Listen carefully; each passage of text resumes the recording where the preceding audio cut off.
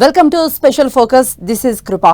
BJP అడుగు తీసి అడుగు వేయాలన్నా ఆర్ఎస్ఎస్ ఆదేశాలు రావాల్సిందే అని రాజకీయాలలో ఒక మాట ప్రచారంలో ఉంటుంది.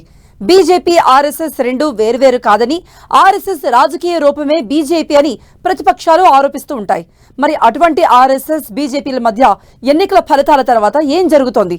తన లక్ష్యాలు నెరవేర్చే రాజకీయ పార్టీపై ఆర్ఎస్ఎస్ పెద్దలు బహిరంగంగానే ఎందుకు విమర్శలు చేస్తున్నారు? మాతృ సంస్థకు ప్రధాని మోదీ ఎక్కడ కోపం తెప్పించారు? మణిపూర్ పైన, సమాజంలో విభజనలపైన, ఇతరులను గౌరవించడం పైన మోహన్ భగవత్ అన్న మాటలకు అసలు అర్థం ఏంటి?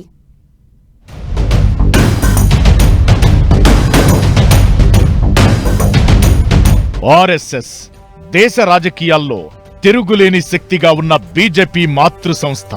మతమే ఆర్ఎస్ఎస్ ప్రధాన ఎజెండా.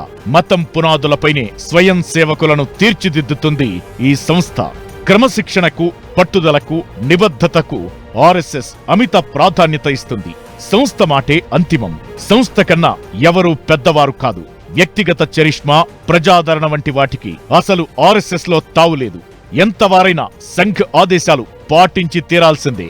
జాతీయ స్థాయిలో వరుసగా మూడోసారి అధికారం చేపట్టి అనేక రాష్ట్రాలను గుప్పెట్లో పెట్టుకున్న బీజేపీకి తెర వెనుక దిశానిర్దేశం చేసేది ఆర్ఎస్ఎస్ఏ. బీజేపీకి లక్ష్యాలు నిర్దేశించేది, వాటి సాధనకు మార్గాన్ని పరిచేది ఆర్ఎస్ఎస్ఏ. ఇక బీజేపీలో ఏ చిన్న పదవులు దక్కించుకోవాలనుకున్నా ఆర్ఎస్ఎస్ ఆశీర్వాదం ఉండాల్సిందే. ఆ సంస్థలో కొంతకాలం పనిచేసి బీజేపీలో చేరిన వారే పదవులు పొందడానికి అర్హులు. రాజకీయ అవసరాల దృష్ట్యా కొందరి విషయంలో కొన్ని మార్పులున్నా అంతిమంగా ఆర్ఎస్ఎస్ మాట బీజేపీకి వేదవాక్కు.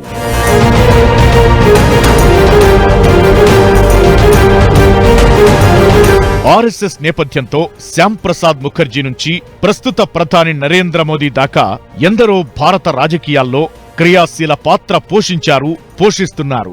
ఆర్ఎస్ఎస్ అభ్యంతరాలతో బీజేపీలో ఎందరో నేతలు పదవులు పోగొట్టుకున్నారు. బీజేపీ విధానాలపై, రాజకీయ వ్యవహారాలపై ఆర్ఎస్ఎస్ ఎప్పుడూ బహిరంగంగా మాట్లాడదు. తెర వెనుక మాత్రం అంతా తానై నడిపిస్తుంది. బీజేపీ తరపున ప్రధాని అభ్యర్థెవరో, ఏ నాయకునికి ఏ మంత్రిత్వ శాఖ కేటాయించాలో, ఎవరిని ప్రభుత్వంలోకి తీసుకోవాలో, ఎవరిని పార్టీ కోసం పని చేయించాలో ఆర్ఎస్ఎస్ఏ నిర్ణయిస్తుందన్న ప్రచారమూ ఉంది. మరి అంత అనుబంధం ఉన్న ఆర్ఎస్ఎస్ బీజేపీ మధ్య ఇప్పుడు విభేదాలు ఎందుకొచ్చాయి?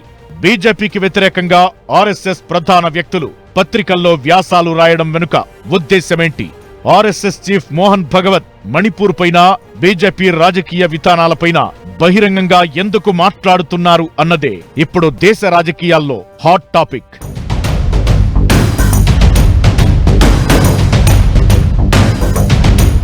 అహంకారం లేనివాడే నిజమైన సేవకుడు.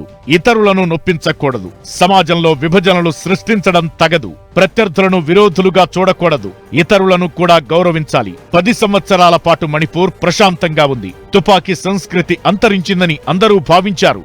ఇప్పుడక్కడ నిప్పు రాజేసింది ఎవరు? ఎన్నికల ఫలితాలొచ్చి మోదీ మూడోసారి దేశ ప్రధానిగా బాధ్యతలు చేపట్టిన 2 రోజుల తరువాత ఆర్ఎస్ఎస్ చీఫ్ మోహన్ భగవత్ నాగ్పూర్లో కార్యకర్తల సమావేశంలో మాట్లాడిన మాటలివి. ఈ వ్యాఖ్యల తరువాత మోహన్ భగవత్ విమర్శలు ప్రధాని మోదీని ఉద్దేశించి చేసినవే అన్న అభిప్రాయం వ్యక్తమైంది. మోదీ, అమిత్ షా వ్యవహారశైలిపై ఆర్ఎస్ఎస్ పెద్దల్లో అసంతృప్తి ఉందని, కొన్నాళ్లుగా జరుగుతున్న ప్రచారం నిజమేననిపించేలా మోహన్ భగవత్ విమర్శలు సాగాయి.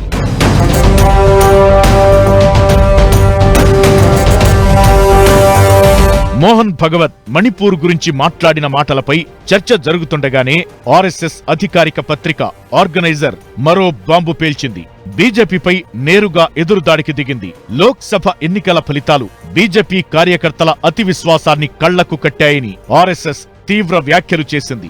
అసలైన కార్యకర్తలను నమ్ముకోకుండా స్వయం ప్రకటిత సోషల్ మీడియా కార్యకర్తలను నమ్ముకున్నారని ఆరోపించింది. ప్రధాని మోదీ పిలుపు ఇచ్చిన 400కు పైగా సీట్ల లక్ష్యం తమది కాదని బీజేపీ నేతలు, కార్యకర్తలు భావించారని, 543 నియోజకవర్గాల్లో మోదీ పోటీ చేస్తున్నారన్న ప్రచారానికి కొంతే విలువ ఉంటుందని ఆర్ఎస్ఎస్ విమర్శించింది. క్షేత్రస్థాయిలో పనిచేస్తేనే ఫలితాలు వస్తాయని, సోషల్ మీడియాలో సెల్ఫీలతో కాదని, నేతలంతా గాలిబుడగను నమ్ముకుని పనిచేశారని వ్యాసం రాసిన ఆర్ఎస్ఎస్ జీవితకాలం సభ్యుడు రతన్ శారదా వ్యాఖ్యానించారు.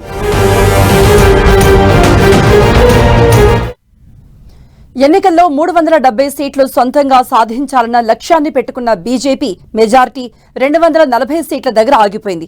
భారీ మెజార్టీ తెచ్చుకోవాలన్న ఉద్దేశ్యం నెరవేరకపోయినప్పటికీ 10 ఏళ్ల పాటు వరుసగా అధికారంలో ఉండి కూడా జాతీయ స్థాయిలో ఇన్ని సీట్లు సాధించడం, కొన్ని రాష్ట్రాలపై తిరుగులేని ఆధిక్యాన్ని ప్రదర్శించడం సామాన్య విషయం కాదని బీజేపీని విమర్శించేవారు సైతం ఒప్పుకుంటున్నారు. మోదీ మానియానే ఘనతకు కారణమన్న అభిప్రాయం కూడా వినపడుతోంది. అయితే 240 సీట్లకు పరిమితం కావడంపై ఆర్ఎస్ఎస్ అసంతృప్తితో ఉందని, అందుకే బహిరంగ విమర్శలకు దిగిందని రాజకీయ నిపుణులు విశ్లేషిస్తున్నారు.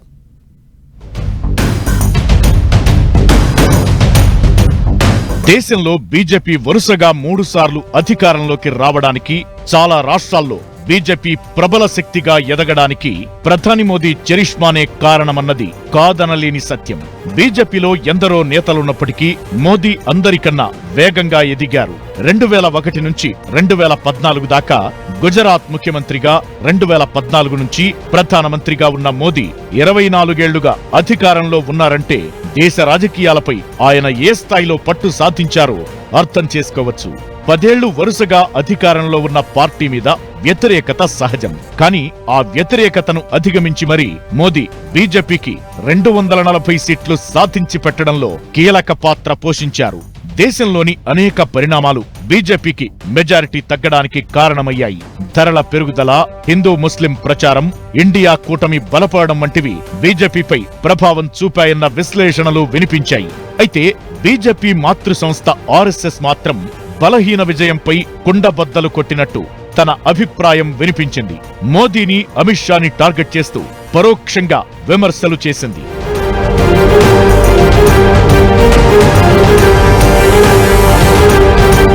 ఎన్డీఏ కూటమికి ప్రధాని మోదీ పిలుపునిచ్చిన 400కు పైగా సీట్ల లక్ష్యం తమది కాదని బీజేపీ నేతలు, కార్యకర్తలు భావించడానికి కారణం పార్టీ సోషల్ మీడియాపై ఎక్కువగా ఆధారపడటమే కారణమని ఆర్ఎస్ఎస్ ఆరోపించింది.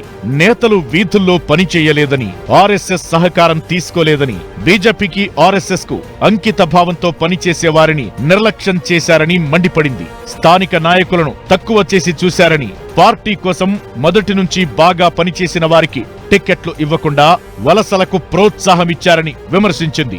వలసదారులకు టికెట్లిచ్చిన హిమాచల్ ప్రదేశ్ ఫలితాలు చూసిన తరువాత కూడా పార్లమెంట్ ఎన్నికల్లో విధానం మార్చుకోలేదని, స్థానిక అంశాలు, అభ్యర్థుల గుణగణాలు ఎన్నికల్లో ముఖ్యమని ఆర్ఎస్ఎస్ తప్పుబట్టింది.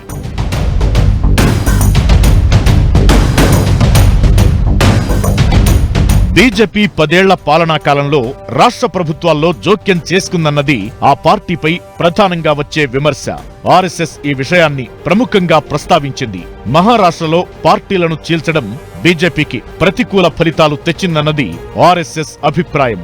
బీజేపీ, షిండే శివసేనకు మహారాష్ట్రలో బలమున్నా అజిత్ పవార్ వర్గాన్ని చేర్చుకుని బీజేపీ కార్యకర్తల మనోభావాలు దెబ్బతీసిందని ఆర్ఎస్ఎస్ విమర్శించింది. దీంతో పాటు ఎన్నికల్లో పనిచేసేందుకు సైద్ధాంతిక మిత్రుల సహకారం అవసరమన్న సూత్రాన్ని పాటించలేదనడం ద్వారా బీజేపీ రాజకీయ విధానాలను ఆర్ఎస్ఎస్ విమర్శించింది. బీజేపీ సమర్థత తగ్గినప్పుడే ఆర్ఎస్ఎస్ అవసరమొస్తుందని మోహన్ భగవత్ నాగ్పూర్ సభలో వ్యాఖ్యానించారు.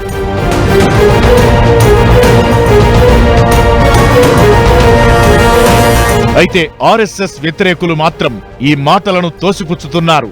ఈ ఏడాది శతవార్షికోత్సవం జరుపుకోనున్న ఆర్ఎస్ఎస్ ఓటమితో తమకు సంబంధం లేదని చాటుకోవడానికే ఇలాంటి విమర్శలను తెరపైకి తెచ్చిందని రాజకీయ నిపుణులు విశ్లేషిస్తున్నారు. ఆర్టికల్ 370 ఎత్తివేత, అయోధ్య రామమందిర నిర్మాణం, ఉమ్మడి పౌర స్మృతి, సిఏఏ చట్టం అమలు వంటి ఆర్ఎస్ఎస్ లక్ష్యాలతో 2019, 2024 మధ్య ప్రధాని మోదీ సాధించి చూపారని, బీజేపీని, ఆర్ఎస్ఎస్ ను వేర్వేరుగా చూడకూడదని అభిప్రాయపడుతున్నారు.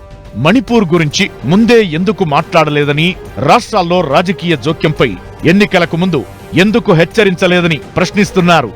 మహారాష్ట్రలో బీజేపీ కూటమి తక్కువ సీట్లు సాధించడానికి కేంద్రం జోక్యం చేసుకోవడమే కారణమైతే, మధ్యప్రదేశ్ అసెంబ్లీ ఎన్నికల్లోనూ, ఇప్పుడు లోక్సభ ఎన్నికల్లోనూ బీజేపీ ఆ రాష్ట్రంలో ఘన విజయం ఎలా సాధించిందని బీజేపీ మద్దతుదారులు వాదిస్తున్నారు.